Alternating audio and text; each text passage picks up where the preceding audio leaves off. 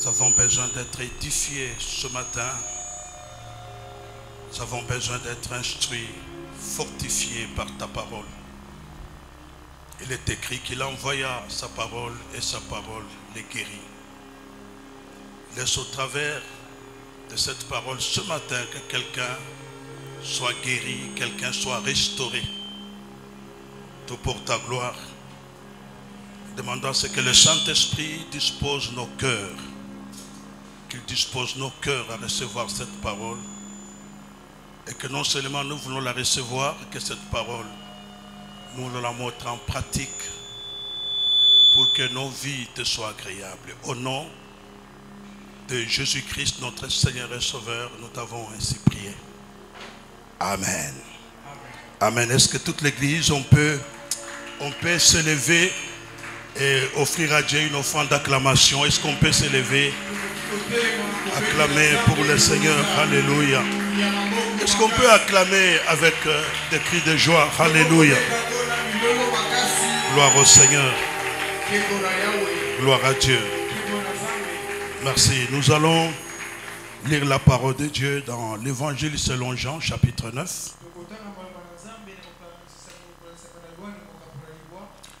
Nous allons commencer la lecture à partir du verset 13 jusqu'au verset 28.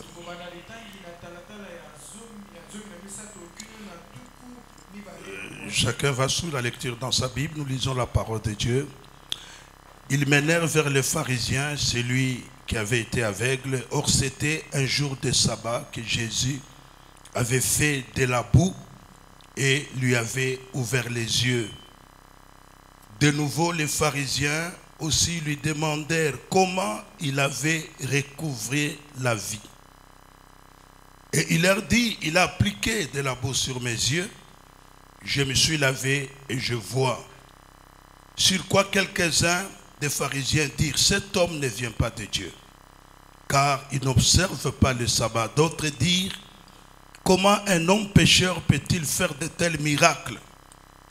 Et il y eut division parmi eux. Ils dirent encore à l'aveugle, toi, que dis-tu de lui sur ce qu'il t'a ouvert les yeux? Il répondit, c'est un prophète. Les Juifs ne crurent point qu'il eût été aveugle et qu'il eût recouvré la vue, jusqu'à ce qu'ils eussent fait venir ses parents. Et ils les interrogèrent, disant, est-ce là votre fils que vous dites être né aveugle? Comment donc va-t-il maintenant? Ses parents répondirent, nous savons que c'est notre fils et qu'il est né aveugle. Mais comment il voit maintenant ou qu'il lui a ouvert les yeux, c'est ce que nous ne savons. Interrogez-le lui-même, il a de l'âge. Il parlera de ce qui le concerne. Ses parents dirent cela parce qu'ils craignaient les Juifs, car les Juifs étaient déjà convenus que si quelqu'un reconnaissait Jésus pour le Christ, il serait exclu de la synagogue. C'est pourquoi ses parents dirent, il a de l'âge. Interrogez lui-même. Les pharisiens appelèrent une seconde fois l'homme qui avait été aveugle et lui dirent, donne gloire à Dieu, nous savons que cet homme est un pécheur. Il répondit, s'il est un pécheur, je sais une chose, c'est que j'étais aveugle et que maintenant je vois. Ils lui dirent, que t'a-t-il fait? Comment t'a-t-il ouvert les yeux? Il leur répondit, je vous l'ai déjà dit. Et vous n'avez pas écouté, pourquoi voulez-vous l'entendre encore? Voulez-vous aussi devenir ses disciples? Ils l'injurièrent et dirent, c'est toi qui es son disciple, nous sommes disciples de Moïse. Que Dieu bénisse sa parole. Amen. Amen, Église. Amen. Nous voulons écouter la parole de Dieu avant de monter à la table du Seigneur.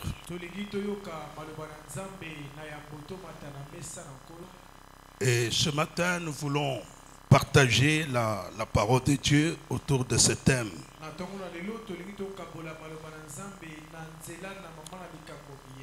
Que rien ne nous sépare de l'amour de Dieu. Que rien ne nous sépare de l'amour de Dieu. Bien-aimés dans le Seigneur, Dieu a manifesté son amour à notre égard en envoyant son Fils unique Jésus-Christ qui est venu pour nous sauver. Il est vrai, dans le monde que nous vivons, par rapport à ce que nous rencontrons comme difficultés, comme problèmes, parfois les hommes ne se rendent pas compte de l'amour de Dieu. Dieu nous aime et Dieu continuera toujours à nous aimer. Dieu nous aime, nous sommes d'abord des créatures qu'il a créées. Et aussi, par sa grâce, nous sommes devenus les enfants de Dieu. J'aime ce que l'apôtre Paul dit dans Romains. Il dit, lorsque nous étions encore pécheurs, Christ mourit pour nous.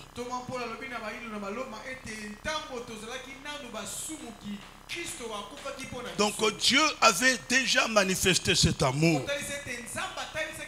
Et c'est comme ça que lorsque vous lisez même dans Jean chapitre 3 verset 16, la Bible dit que Dieu a tant aimé le monde qu'il a donné son Fils unique afin que quiconque croit à lui ne périsse point, mais qu'il ait la vie éternelle. Donc Dieu a manifesté cet amour à notre égard et Dieu continue toujours à manifester cet amour. Laissez-moi vous dire, nous pouvons avoir des parents sur cette terre, nous pouvons avoir ton mari, ta femme, mais j'aimerais vous dire que Dieu nous aime plus que nos parents, Dieu t'aimera plus que ton mari, Dieu t'aimera plus que ta femme.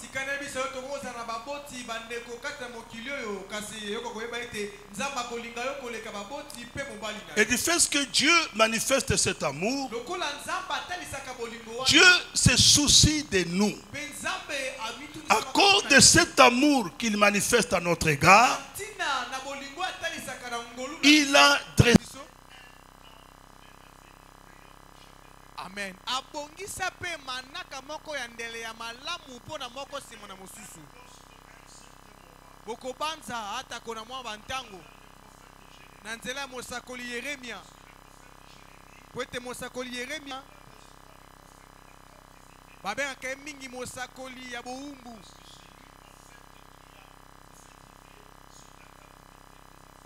Po ete ezali yende asakola ki nantina na bokendi boumbu na bana na Israela. Po ete nzamba ya kebisa ki bango yambo.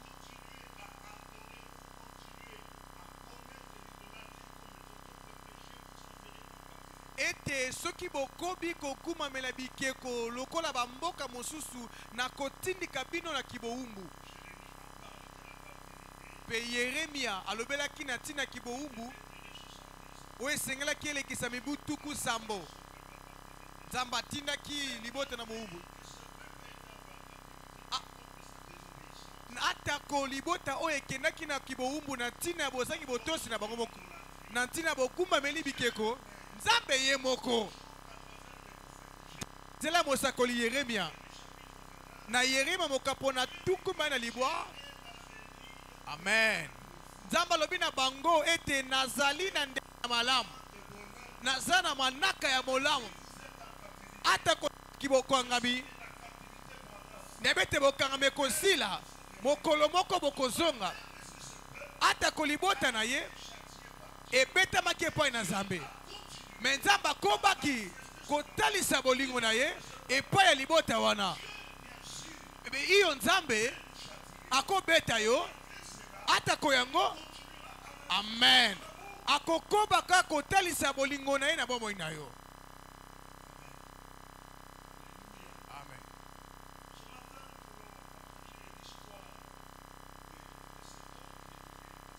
Nantongo na lelo tolingi tokabola lisolo ya moto ya botama Lolanda na Yohane mokapo na libwa. Moto ya botama Lolanda atikala ta mokolo moko te komona baboti babota ye aliaka biloko ya mona ngo te po etazaki lolanda tala sika mokolo moko Yesu na bayekoli na ye liboso na moto oyo bayekoli bamami motuna epa na Yesu ete pona nini moto abotami lolanda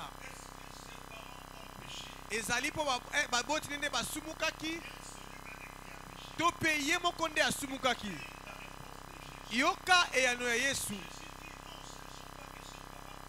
Yesu alobi ete ezali te baboti nende basumuki ye moko pe te ezali amen ezali te po ete misala na Nzambe etalisama na bomoi na ye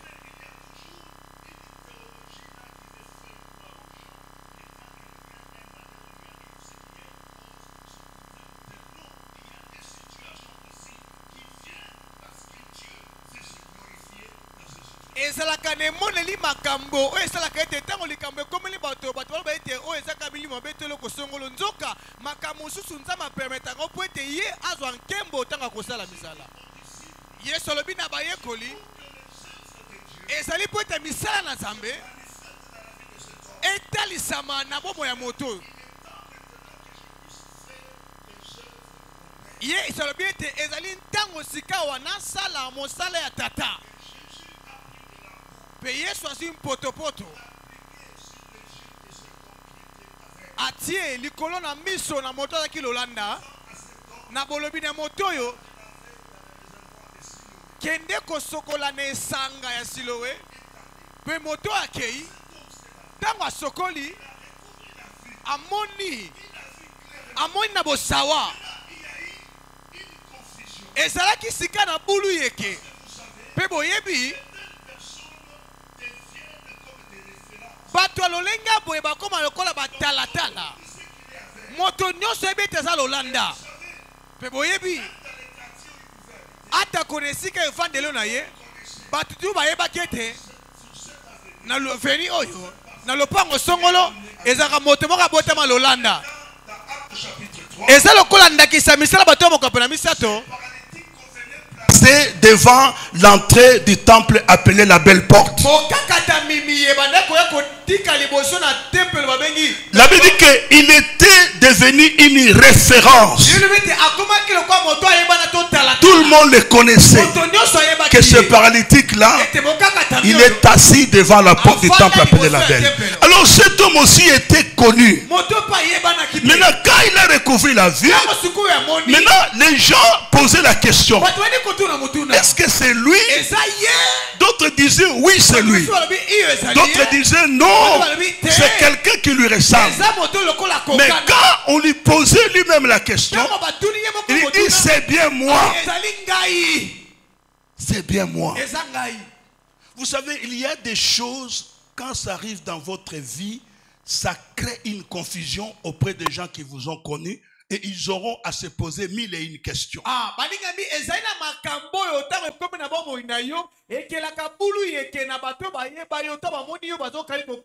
Alors, les gens se sont posés des questions et pour s'assurer, ils ont conduit cet homme auprès des pharisiens.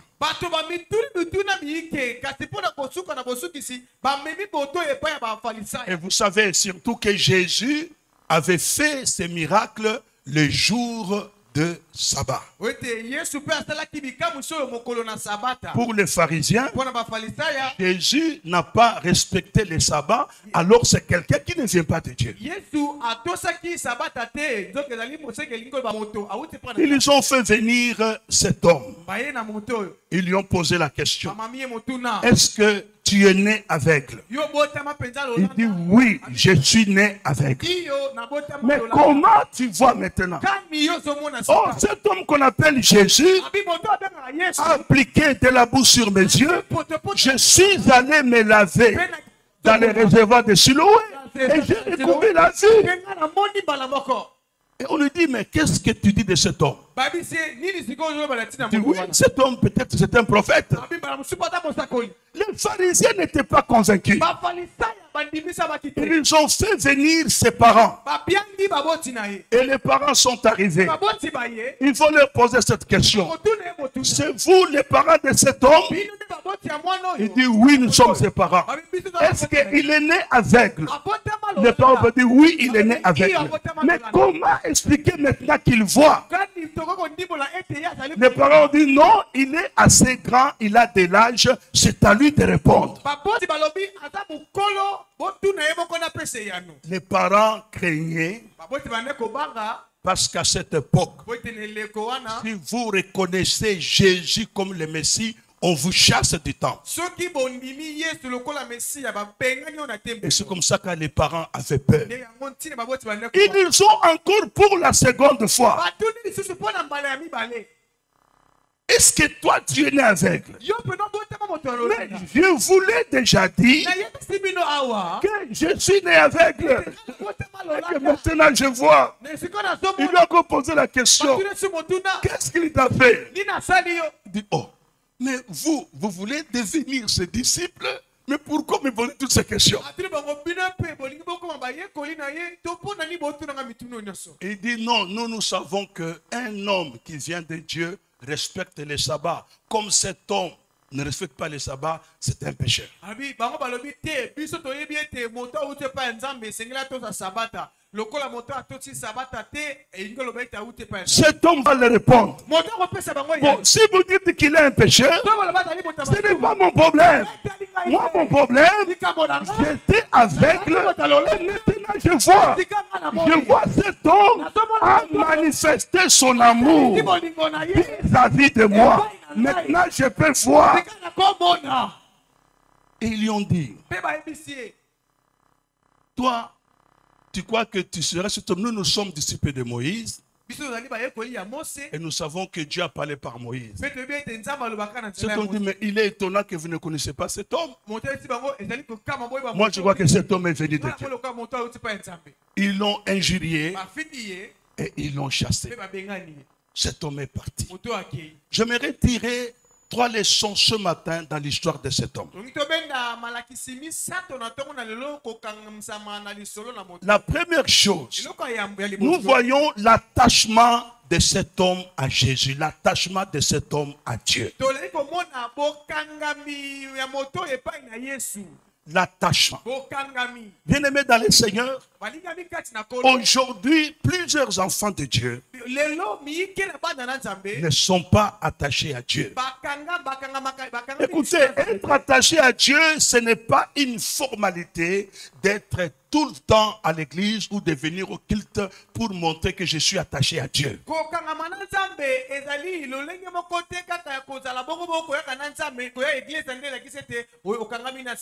Être attaché à Dieu signifie que toutes les priorités dans ma vie sont d'abord des priorités spirituelles.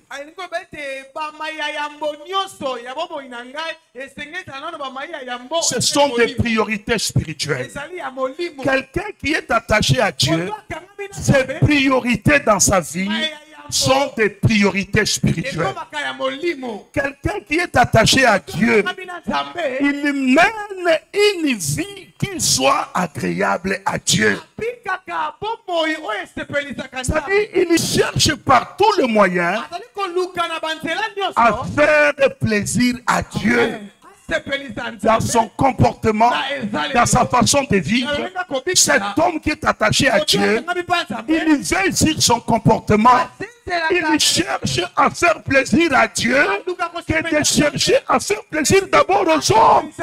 Parce qu'il est attaché à Dieu, il aimerait que Dieu se réjouisse de lui. Regardez, bien aimé dans le Seigneur, Dieu peut témoigner pour Job en disant, Job était un homme intègre et qu'il n'y avait pas un homme comme lui sur la terre. Parce que Job était quelqu'un qui était attaché à Dieu. Et sa vie était une vie qui plaisait à Dieu. Une vie qui était agréable à Dieu. Quand on est attaché à Dieu, on sait aussi respecter Dieu. Quelqu'un qui est attaché à Dieu, il respecte Dieu. Respecter Dieu veut dire quoi? Respecter tous les programmes de son église. Parce qu'il est attaché à Dieu, il sait que mon Dieu ne sera pas content si je vais au culte en retard. Mon Dieu ne sera pas content si je me comporte de cette manière. Donc quelqu'un qui est attaché à Dieu, ses priorités sont d'abord spirituelles. Dieu a manifesté cet amour à notre égard. Et vis-à-vis de cet amour, nous devons être attachés à lui. C'est comme un homme et une femme. Ils s'attachent davantage lorsqu'il y a de l'amour. Quand la femme se rend compte de l'amour de son mari, elle s'accroche à lui. Nous aussi, comme Dieu nous aime, il a manifesté cet amour. Nous devons être attachés à lui. Cet homme était attaché à Jésus. Deuxième leçon que je peux tirer. Comme leçon dans l'histoire de cet homme, c'est la détermination de cet homme devant les pharisiens. Les pharisiens qui voulaient les pousser à renier Jésus. Les pharisiens qui voulaient pousser cet homme à renier Jésus. Écoutez, la première fois, ils l'ont écouté. Ils lui posent la question. Comment tu as pu voir? Parce que toi tu es né avec. Et cet homme répond. Cet homme qu'on appelle Jésus a appliqué de la boue sur mes yeux et je puis voir. Mais lorsqu'il l'appelle pour la seconde fois, cet homme leur dit, mais je vous ai déjà répondu. Écoutez ce qu'il lui dit. Toi, tu dois donner gloire à Dieu et non pas cet homme. Parce que cet homme, c'est un pécheur. Il répond, s'il est un pécheur, ça c'est pour vous. Vous voyez la détermination. Alléluia. Vous voyez la détermination. Il dit, ça c'est vous qui dites qu'il est un pécheur. Pour moi, c'est une seule chose. J'étais aveugle, maintenant je peux voir. Pour moi, c'est une seule chose. J'étais rejeté par les hommes. Jésus m'a récupéré. Comme Jésus récupère tous ceux qui sont rejetés. Comme Jésus récupère tous ceux qui sont abandonnés. Il manifeste cet amour. Moi, je sais que cet homme, il vient de Dieu. Vous voyez la détermination. Est-ce que vous êtes aussi autant déterminé dans votre vie par rapport aux personnes qui vous poussent soit à renier Jésus?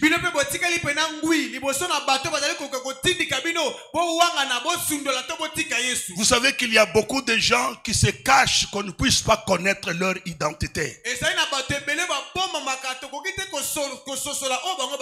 Je vais vous donner un témoignage. Je me souviens une fois, nous sommes allés dans un deuil.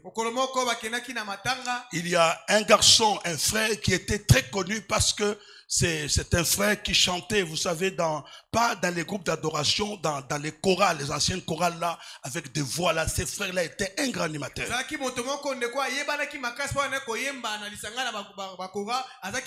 C'est parmi une grande des chorales de l'église protestante. Un frère très connu parce que c'est lui en fait qui animait ces chorales là. Vous savez, parfois il chante avec les bichaka-chaka, avec la bouteille sainte frappée. Vous sentez vraiment que ces gens chantent. Alors ce frère là était décédé. Alors comme il était très connu, nous sommes allés à son deuil. Et son pasteur est venu. venu, le pasteur a prêché la parole de Dieu, le pasteur a donné les témoignages. Maintenant, quelques temps était resté, quelques minutes avant qu'on fasse la levée du corps, on a vu un groupe de voyous. Donc des gens qui vous fument du chanvre, avec leur chanvre entre les mains. Ils se sont éclipsés et ils étaient devant le cercueil. Ils ont mis là devant le cercueil. Il dit, moi Namai, là où tu pars, que n'est comme la chanvre. Alors les gens qui étaient là, ça a créé une confusion. Le pasteur a prêché, il a dit c'est un chantre, voilà ce qu'il a fait. Mais ces gens viennent et ils posent les chanvres devant. On a compris que le frère n'avait pas une véritable identité d'enfant de Dieu. C'est ce qui fait que la plupart des enfants de Dieu se cachent dans des manifestations. Vous savez ça, parfois dans des fêtes où on reconnaît les véritables enfants de Dieu. Parce qu'il y a d'autres, peut-être, ils peuvent faire semblant, peut-être, parce qu'il y a tel qui est là. Mais il faut savoir que notre identité doit être connue. Il est important que votre famille, il est important que vos amis, il est important que votre entourage puisse savoir votre identité, que vous êtes enfant de Dieu. Il vous faut de la détermination, que personne ne vous pousse à renier le Seigneur. Parce que les pharisiens voulaient faire croire à cet homme que comme Jésus a fait le miracle le jour de sabbat, c'est un homme pécheur. Il dit non, il n'est pas un homme pécheur, mais un homme qui vient de Dieu ne peut pas faire de tels miracles. Est-ce que vous êtes déterminé dans votre vie? Ou parfois nous cédons à d'autres propositions que le monde nous donne, pour que nous puissions régner notre Seigneur. J'ai donné ce témoignage au premier culte d'un frère, un frère qui était très intelligent, surtout dans le domaine de l'informatique. Ce frère est allé dans une grande église à Mongafula, jeter les noms. Il a passé son texte, il a été apprécié, il est passé à l'interview, il est sorti meilleur et maintenant il était question qu'il puisse signer le contrat. Avant de signer le contrat, on lui a posé la question, tu es membre de quelle église? Il dit non, moi je suis chrétien, voici le nom de mon église. Il dit non, ici chez nous, nous n'avons pas des églises, mais nous avons une tendance d'une secte, et là où nous voulons que tu puisses adhérer, une tendance occulte.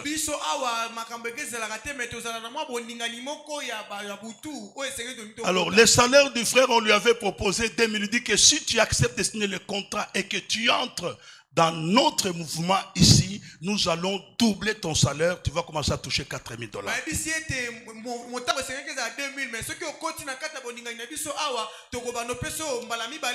Quand le frère est rentré, écoutez les membres de la famille. Mais qu'est-ce que ça fait?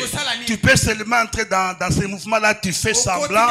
Après un temps, tu as ton argent, tu pars. Il ne faut pas abandonner, va, accepte. Parce que vous savez, devant de telles propositions, beaucoup cèdent, beaucoup abandonnent, parce qu'ils préfèrent accepter ces propositions qui vont même te pousser à renier ton Seigneur.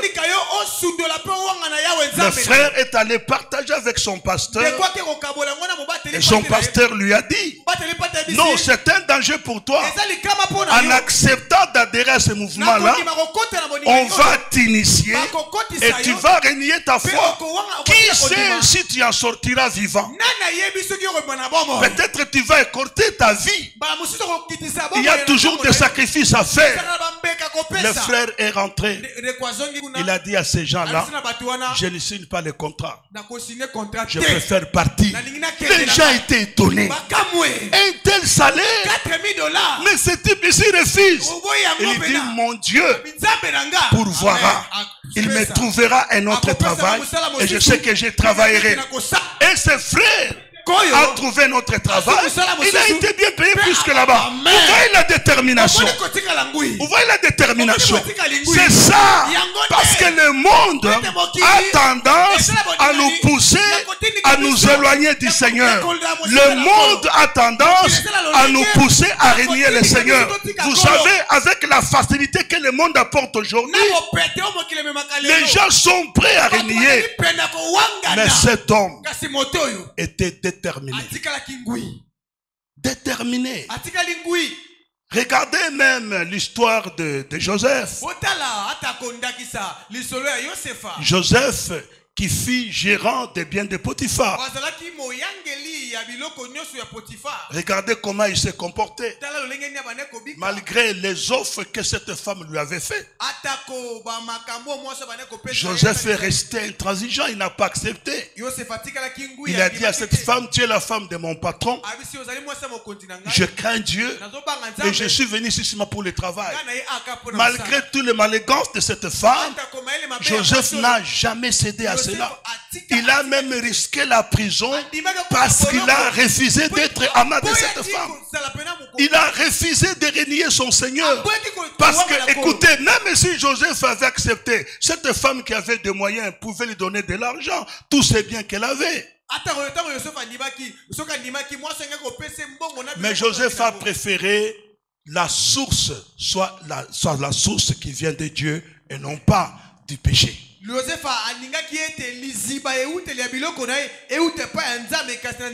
voyons la détermination de cet homme. Cet homme a vécu l'amour de Dieu. Cet homme qui était aveugle, il pouvait voir. Il a vécu cet amour. Alors il ne voyait pas comment abandonner cet amour et aller renier cet homme qui a manifesté cet amour dans ta vie.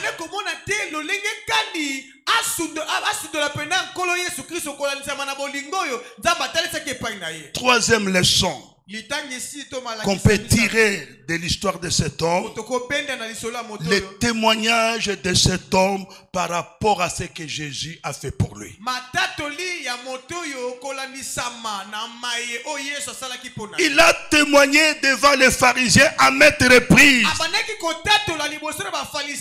La première fois on l'a appelé, il a témoigné. La deuxième fois on l'a appelé, il a témoigné.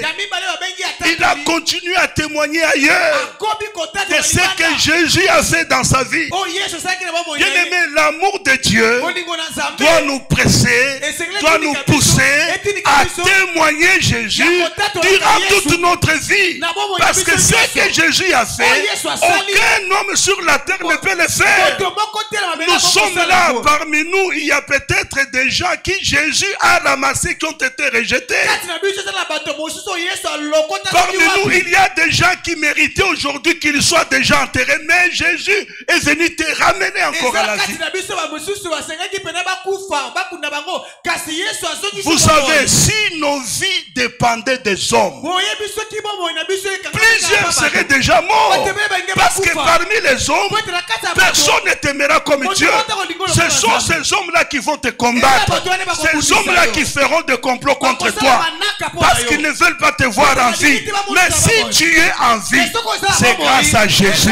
Parce que c'est Jésus qui décide de dire, toi, tu es en vie. La preuve aussi. Qui ce matin était sûr qu'il allait se réveiller? Qui? Et si vous suivez les informations, combien se sont réveillés le matin? Et combien ne sont pas réveillés? Donc cela montre à suffisance, dans le Seigneur, que nous avons toujours un témoignage à donner.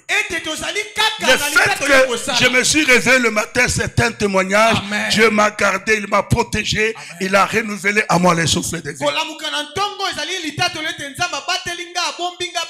Atteindre l'âge que vous avez aujourd'hui C'est un témoignage. Ben, il y a d'autres qui sont partis à moins que c'est là que vous avez aujourd'hui. C'est un témoignage. Cet homme, à cause de cet amour que Jésus a manifesté pour lui, il a commencé à témoigner. Apprenons à témoigner le Seigneur pour son amour, parce qu'il manifeste cet amour à notre égard. Apprenons à le témoigner devant les hommes, devant notre entourage. Il faut le témoigner comme cet homme qui a témoigné le merveille de Dieu dans sa vie. Notre vie doit être une vie de témoignage. Amen. Vous savez pourquoi? Parce que dans notre vie, Dieu agit tous les jours. Et Dieu nous épargne de beaucoup de choses. Vous savez, il y a beaucoup de choses que Dieu fait pour nous. Il n'a même pas besoin de commencer à nous le dire, écoute, voilà, toi, j'ai fait pour toi ceci, cela. Non, il fait tellement beaucoup de choses pour nous.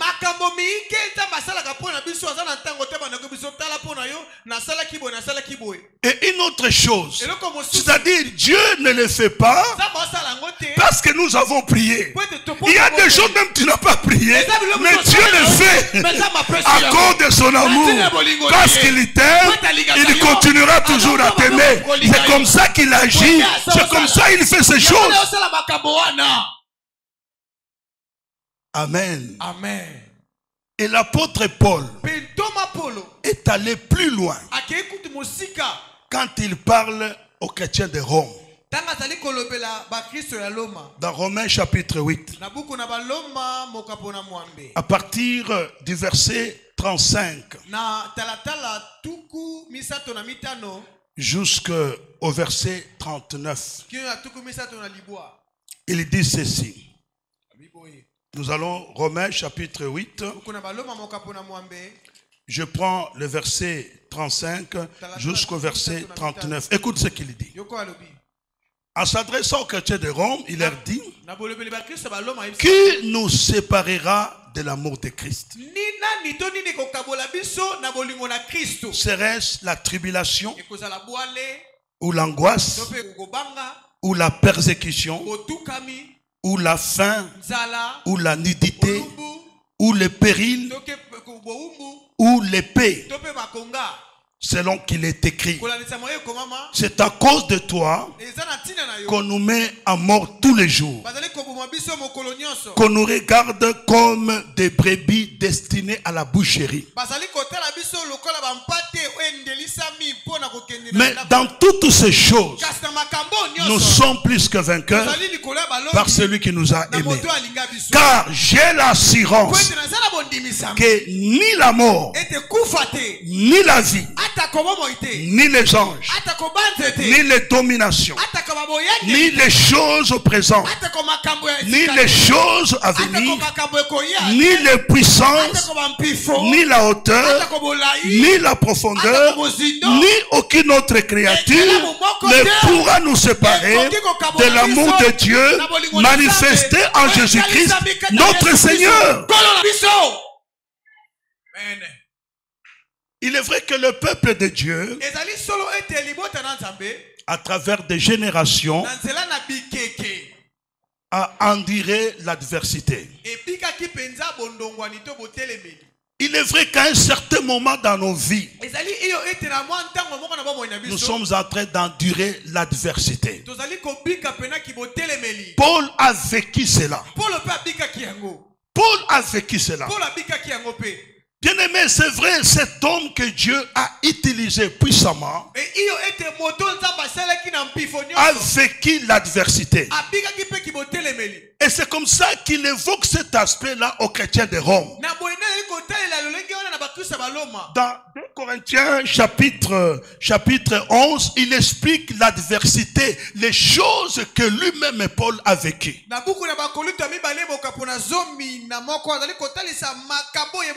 À partir du verset 23, 2 Corinthiens 11. 2 Corinthiens 11, à partir du verset 23. Donc ce n'était pas en vain qu'il s'adressait aux chrétiens de Rome. en s'adressant aux chrétiens de Rome, il parle de lui-même, de l'adversité qu'il a vécue, des choses qu'il a vécues. Et ces choses qu'il a vécues ne pouvaient pas lui séparer de l'amour de Dieu. Écoute ce qu'il dit. À partir du verset 23.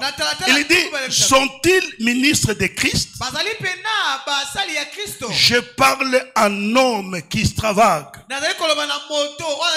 Je le suis plus encore. Je ne suis plus encore par les travaux, bien plus par les coups, bien plus par les emprisonnements, bien plus souvent en danger de mort. 5 fois j'ai reçu des Juifs 40 coups moins 1. 3 fois j'ai été battu de verge. 1 fois j'ai été lapidé. 3 fois j'ai fait naufrage. J'ai passé 1 jour et 1 nuit dans l'abîme. Fréquemment en voyage, j'ai été en péril sur le fleuve, en péril de la part des brigands, en péril de la part de ceux de ma nation, en péril de la part de païens, en péril dans les villes, en péril dans les déserts, en péril sur la mer, en péril parmi les faux frères. J'ai été dans les travails, j'ai été dans la peine, exposé à de nombreuses veilles, exposé à la faim, exposé à la soif, exposé à des jeûnes multipliés, exposé au froid, exposé à la nudité, et sans parler d'autres choses. Paul a vécu l'adversité. C'est comme ça qu'il s'adresse aux chrétiens de Rome. Qu'est-ce qui peut vous séparer de l'amour de Dieu? Est-ce que les difficultés que vous vivez aujourd'hui peuvent vous séparer de l'amour de Dieu?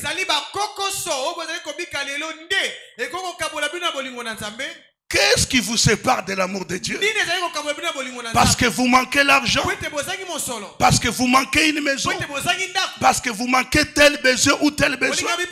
C'est cela qui peut vous séparer de l'amour de Dieu. Mais Paul lui revient en disant, ces choses-là ne peuvent pas nous séparer de l'amour de Dieu. Parce que dans tout ce qui peut nous arriver, nous sommes plus que vainqueurs par celui qui nous a aimés.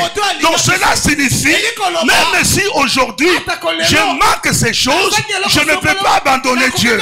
Même si je manque cela, je n'abandonne pas Dieu. Parce que je sais que quelque temps après, ces choses que je manque, j'en aurai. Comme je marche avec Dieu, j'en aurai. Donc je ne peux pas dire aujourd'hui, comme je suis en difficulté, Dieu ne m'aime pas. Ce n'est pas vrai. Je ne peux pas dire aujourd'hui, parce que j'ai connu la mort dans ma famille, Dieu ne m'aime pas. Je ne peux pas dire aujourd'hui, parce que je suis confronté à la persécution, que Dieu ne m'aime pas. On ne peut pas qualifier ou comparer l'amour de Dieu par rapport aux situations que nous sommes en train de vivre.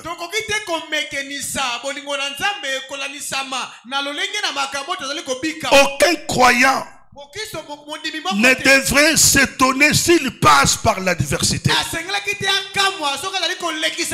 s'il passe par la persécution, s'il passe par la faim, s'il passe par des problèmes. Cela ne signifie pas que Dieu nous a abandonnés, parce que c'est ce que plusieurs croient. Quand vous êtes en difficulté, quand vous avez des problèmes, vous posez la question, Dieu, où es-tu? Pourquoi ceci? Oui, il y a cela parce que Dieu Dieu veut se glorifier, parce que Dieu veut se manifester, parce que Dieu veut agir. Mais il ne faut pas croire qu'en ayant de telles situations, donc Dieu ne vous aime pas. Dieu vous aime. Il continuera à vous aimer. Les situations présentes ne sont pas éternelles. Ces situations-là, Dieu les changera. À cause de son amour qu'il a pour vous, il changera ces situations. C'est ce que Paul voulait dire. Qu'est-ce qui peut me séparer? Qu'est-ce qui peut vous séparer? Pourquoi? Parce qu'aujourd'hui, tu n'as pas eu de l'argent. Non. Vous savez, Jésus a dit quelque chose de très important aux disciples. Hein? Dans Matthieu chapitre 6. Il leur dit, parce que vous savez, c'était à un certain moment, les disciples commençaient réellement à se déranger de quoi nous allons manger, de quoi nous serons vêtus. Ils se posaient mille et une questions.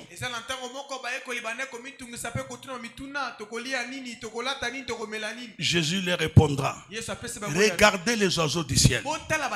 Ils ne sèment ni ne moissonnent, mais Dieu les nourrit. Regardez l'herbe des champs. Dieu sait les revêtir. Pourquoi pas vous? Cherchez d'abord. Préoccupez-vous d'abord le royaume de Dieu. Et toutes ces choses-là, vous les aurez par surprise. Dieu n'est pas contre. Vous les aurez. Mais le problème, c'est de comprendre que Dieu continue à nous aimer. Que ces choses-là ne puissent pas vous séparer de Dieu. Que ça ne puisse pas vous séparer de l'amour de Dieu. C'est ce que Paul a dit. Puisque lui-même a vécu cela. Il dit à maintes fois, j'étais en danger de mort. À maintes fois, j'ai passé des nuits dans la Bible. Mais dans toutes ces choses, je n'ai pas abandonné. J'ai continué parce que je sais qu'à la fin, je suis vainqueur dans toutes ces choses-là. C'est la victoire qui va se manifester. Que rien ne nous sépare de l'amour de Dieu.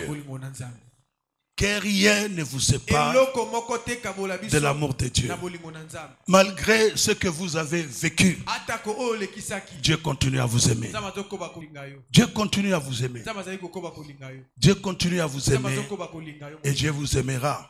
Mais il y a un jour que vous direz, Seigneur, je comprends que tu m'aimes. Là, il y aura même les larmes qui vont couler à tes yeux. Je voulais seulement te faire revivre quelque chose. Fais un peu marche arrière. Regarde comment tu étais et ce que tu es aujourd'hui. Regarde aujourd'hui l'entourage avec lequel tu étais et aujourd'hui ce que tu es devenu. Regarde, peut-être tu es parmi les personnes qui étaient mourantes sur le lit de l'hôpital. Mais aujourd'hui tu es en vie. Mais il y a des gens qui ont vécu la même maladie que toi, mais qui sont partis. Cela prouve à suffisance que Dieu continue à t'aimer et il t'aimera. Que rien ne nous sépare de l'amour de Dieu. Que la situation du pays ne nous sépare pas. J'ai une bonne nouvelle. Chaque fois que je prie pour le pays, Dieu me montre toujours un avenir radieux pour la RDC. Ça, je l'ai dit. Chaque fois que je me mets à genoux, je prie pour le pays. Dieu me montre toujours un avenir radieux pour le pays. Et j'aimerais vous informer que Dieu a déjà pris le contrôle de notre pays. Amen. Dieu a déjà pris le contrôle. Il y a des choses que vous verrez dans l'avenir. Vous direz, ah, Dieu nous a aimés et Dieu continuera à nous aimer. Que Dieu vous bénisse. Est-ce qu'on peut se lever toute l'église? Nous voulons prier le Seigneur. Nous voulons prier pour que Dieu nous aide. Que nous ne puissions pas nous séparer de son amour. Malgré ce que nous sommes en train de vivre, Dieu continue à nous aimer. Dieu continue à nous aimer. Alléluia.